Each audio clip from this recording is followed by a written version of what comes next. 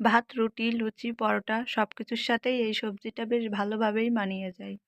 আর খেতেও হয়ে থাকে দুর্দান্ত। শীতে যদি এই সবজিটা এখনও বাসায় তৈরি করা না হয়ে থাকে, তাহলে এক্ষুনি বানিয়ে নিন, না হলে কিন্তু মিস করে যাবেন। দারুণ স্বাদের এই সবজিটা রান্না করার জন্য আমি এখানে নিয়ে নিয়েছি বেশ কয়েক রকমেরই শীতের সবজি। তার মধ্যে এখানে আছে মিষ্টি কুমড়া, আমি একটু এই যে এভাবে করে কেটে নিয়েছি। এখানে আছে সিম, আর এখানে আছে ওলকপি,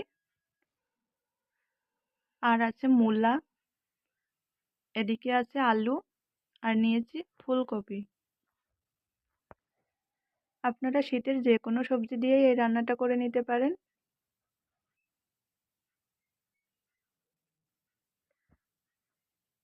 তো আমি সরাসরি চলে যাব রান্নায়। তার জন্য চুলায় একটা কড়াই বসিয়ে দিয়ে এখন দিয়ে দিচ্ছি কিছুটা সয়াবিন তেল। তেলটা হালকা গরম হয়ে এলে আমি একে একে সব তরকারিগুলো দিয়ে দিব।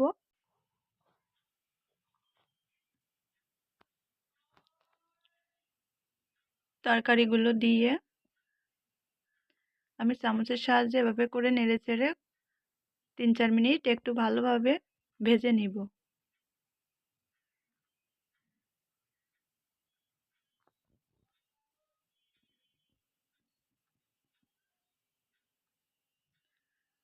আর আমার সবজিটা কিন্তু ভাজা হয়ে গিয়েছে, আমি উঠিয়ে নিয়েছি। এখন একই করে আরও কিছুটা তেল দিয়ে দিচ্ছি। আর প্রথমেই দিয়ে দিলাম জিরা, আর 3-4টা এলাচ, 2টা দারচিনি দিয়ে হালকা একটু ভেজে নিব।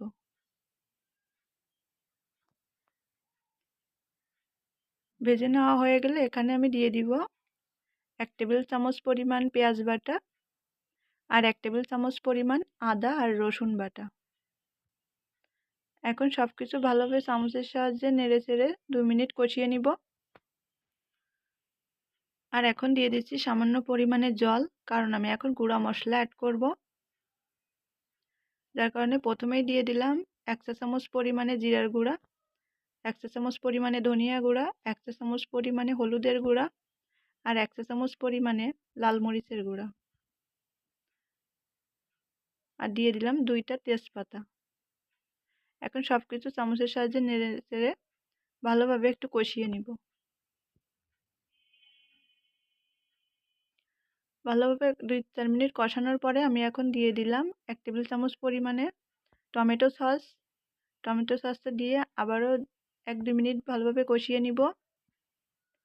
আর কষানো হয়ে গিয়েছে, আমি লবণ দিতে ভুলে গিয়েছিলাম, যার কারণে এখন লবণটা দিয়ে দিচ্ছি। লবণ দিয়ে আবারও নেড়ে চেড়ে আবার একটু কষিয়ে নিয়েছি ভালোভাবে। আর এখন সবজিগুলো আগে থেকে যে ভেজে রাখা সবজি ওগুলো দিয়ে দিব। দিয়ে চামচের সাহায্যে ভালোভাবে নেড়ে চুলার আঁচ লোতে রেখে ঢাকা দিয়ে 4-5 মিনিট এভাবে করে কষিয়ে নিব। আর মাঝে মাঝেই ঢাকা খুলে চামচের সাহায্যে এভাবে করে একটু নেড়ে দিব, আবারও ঢেকে আবারও একটু কষিয়ে নিব।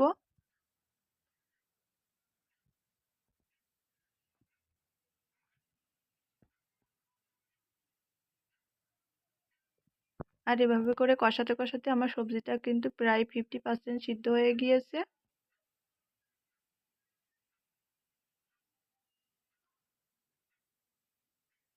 এখন দিয়ে দিব একটু সামান্য পরিমাণে জল। জলটা একটু বুঝেই দিবেন। আর দিয়ে দিব সামান্য পরিমাণে গরম মশলা বাটা, আপনারা চাইলে গুঁড়াও ব্যবহার করতে পারেন। এখন সব কিছু ভালোভাবে মিলিয়ে বাকি 50% ঢাকা দিয়ে ঢেকে সবজিগুলো সিদ্ধ করে নিব।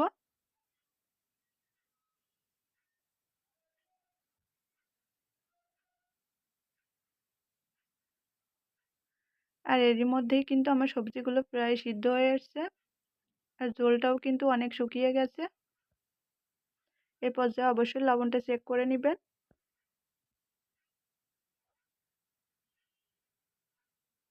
আর এখন দিয়ে দিচ্ছি ভাজা জিরার গুঁড়া 1 চা চামচ পরিমাণ। অবশ্যই চেষ্টা করবেন ভাজা জিরার গুঁড়াটা দেওয়ার জন্য, সেক্ষেত্রে স্বাদটা আরও অনেক গুণ বেড়ে যায়। আর দিয়ে দিব সামান্য পরিমাণে একটু ঘি। ঘিটা দিলে সবজিটা থেকে ভালো স্মেল আসে। এখন সব কিছু নেড়ে চেড়ে 1 মিনিট মতো জাল করে নিয়েই আমরা নামিয়ে নিব। আমাদের রান্নাটা কিন্তু হয়ে গিয়েছে, আর আমি এখন দেখতেই পাচ্ছেন রুটি দিয়ে পরিবেশন করে নিচ্ছি। আপনারা এটা যে কোনো কিছুর সাথেই পরিবেশন করে নিতে পারেন। আর এই সবজিটা খেতে কিন্তু অনেক মজা হয়ে থাকে। এই শীতে যদি এখনও এই সবজিটা তৈরি করে না হয়ে থাকে, তাহলে এখনই বাসায় তৈরি করে নিন, না হলে কিন্তু মিস করে যাবেন। আশা করছি আমার আজকের রেসিপিটি আপনাদের কাছে ভালো লেগেছে। ভালো লাগলে অবশ্যই লাইক, কমেন্ট, শেয়ার করতে ভুলবেন না।